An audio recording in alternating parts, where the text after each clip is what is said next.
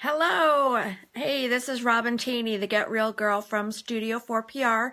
Today is day 4 of Be a Media Magnet and Attract Your Ideal Client in 5 days. And I am your host, and I am super excited because if you have been following along all 4 days, you're 80% of the way there. So that's awesome. If you're just joining us, no problem. Okay, so I keep losing my connection. Hopefully, this is getting through now. If you just registered, do not worry. You have not missed anything. You will have access to all the videos at the end of the week. There would be one more assignment tomorrow morning, and then at noon tomorrow, I'm going to dive deeper into some of the more in-depth tips that you'll need to continue to maintain this long term. So feel free to please post your questions in the challenge group or bring them with you so that I can make sure to answer all of them. All right, so let's get to the content. You've created your ideal client profile, and it's super specific just to that one person that you're talking to. I've talked about being realistic with your goals and your whatever challenges you might be facing. Being realistic with your commitment and what you're willing to commit to in terms of time, money, effort in terms of, what you're willing to do to achieve these goals. I've talked about how to engage with your ideal client and go to where they hang out, and how to do it authentically. Today, I'm going to talk about developing that mindset where you want to have a long-lasting relationship with your ideal client. And throughout the first 4 days, I've been going through the 4 core principles that every business needs in order to be successful. So realistic was the first day, engaging was the second day, authentic was yesterday, and today is long lasting. So public relations is all about relationship building. If you were to go look it up in the dictionary, you'd get some corporate blah blah strategic communication nonsense.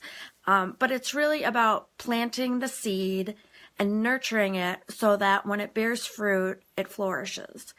Now, you've probably heard in sales that it takes 7 to 9 touches for a client to commit to doing business with somebody. And I love that they use the word touches because for our purposes, it's so warm and fuzzy, and it just has that really nice sound to it. It's not 7 to 9 phone calls badgering you until you do business with me. So there are a couple of things I want to share with you that you can do to develop the long-lasting relationship mindset. First, and probably most important, is giving with no strings attached. Giving information, giving, a free something on your website, not having there be any, and giving something of value, not having it be something where they have to buy the other part of it in order to really reap the benefits. Making a phone call just to see how they're doing. Sharing an article that you come across them because you know something about them, that they would find this of interest. Making a recommendation or helping with something that they need that is not necessarily business related. An example of this might be that if you know an ideal client is getting married and is looking for the perfect venue, and you happen to know of a place that has just opened and it would be perfect and you know the owner, and you can make a phone call and connect them, that is doing something that is above and beyond what, something that you would be doing that's not necessarily business related. Now, if you are mostly online, you have a challenge, an additional challenge of trying to really make that, you have to work a little harder to make that connection more personal. But the persona that you present, whether it's online or face-to-face, is something that should be woven through everything that you do, whether it's on your website, in your marketing materials, any way that you would have a connection with somebody, it should have this, persona that you present to your ideal client that is going to resonate with them should be woven through everything. One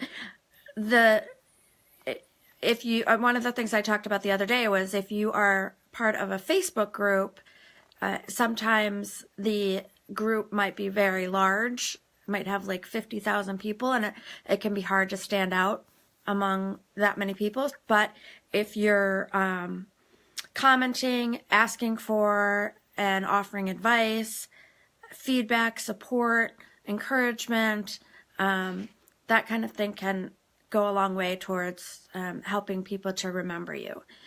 There's that whole social reciprocity where you are, liking something that somebody else is doing and commenting or just offering them some kind of feedback. They remember that. That's the kind of thing that people remember, and they are looking for that type of connection.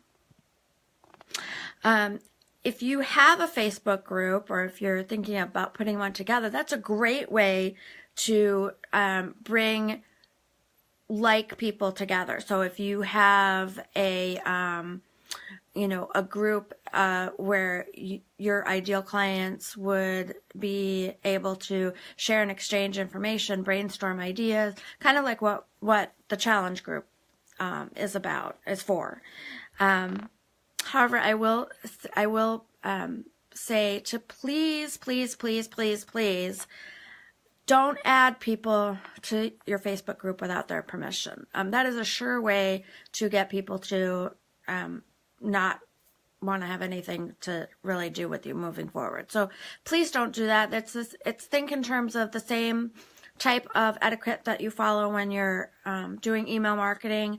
Don't go down that. I see so many people that complain online about being added to somebody's Facebook group, and and then because the person is either somebody that they know or is a good friend, it's uncomfortable to have to say to them that I don't appreciate being added without my permission. So just make sure that you just ask first.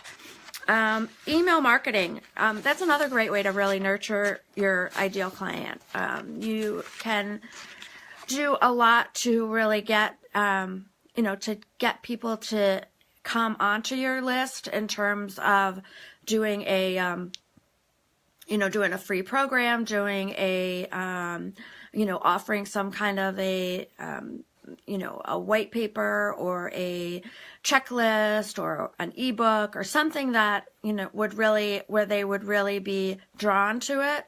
And then getting them to stay on your email list is where the whole nurturing and a lot of the stuff that we've talked about the last 4 days comes into play, because their time is valuable and there's so much noise out there in terms of other people that are doing the same thing that you really have to, in order to rise to the top, you really have to continue to make it worth their while.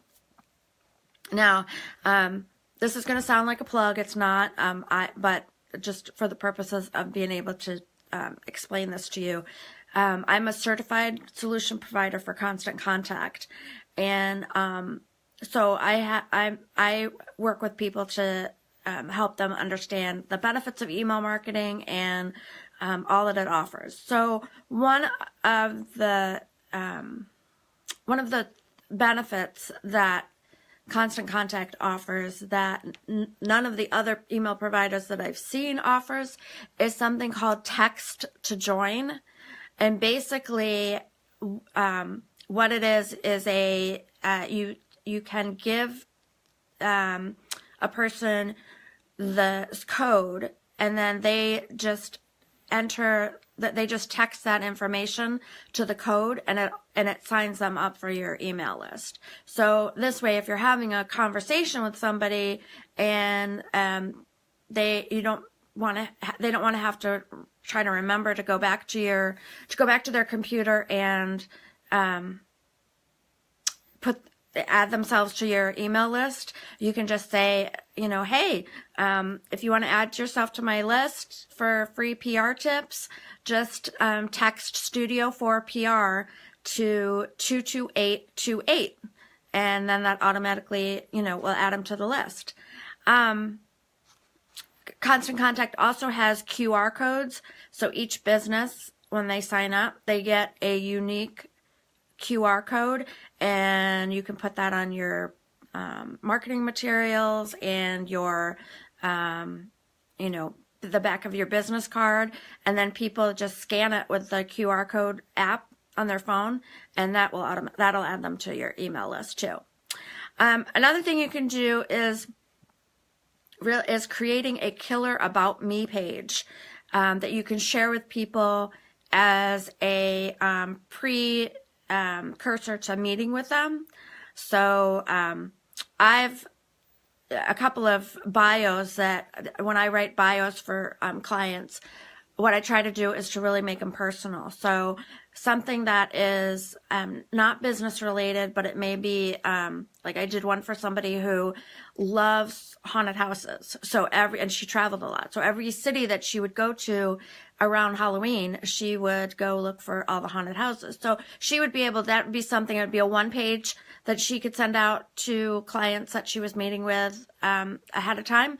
And if there was a connection, it gave them something to talk about that wasn't just based on business.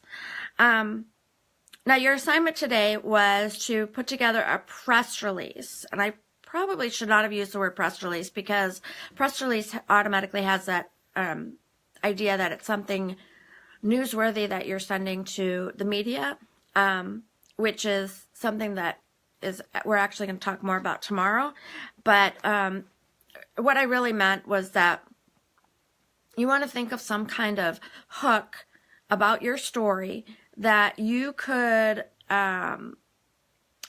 write up that resonates with your ideal client, and is, it's not necessarily something that would be in the news media, but it'd be something that would be a way for you to share your struggles, your triumphs, your challenges that your ideal client may also be able to relate to. And make sure that if it doesn't have make sure that it either has a call to action or always answers the question, what's in it for me? So make sure that you're always giving them, that information so that they don't have to try to figure out why it is that this would be of value to them. So that's pretty much all I have for today. If you have any questions, please make sure you post them in the challenge group page. The link will be on this video. Share your insights, ask for help, offer encouragement. If you have questions for me, please post them there, because chances are if you have them, somebody else does too. Always ask for somebody to be your accountability partner, and look for your day 5 email tomorrow morning at 9, and then I will be back here at noon to do a more in-depth look at how we can kind of bring this whole thing together. We'll wrap up the challenge, and hopefully you will have a great foundation for being able to be a media magnet and attract your ideal client. So thank you so much for sharing this space with me. I will see you tomorrow. Bye-bye.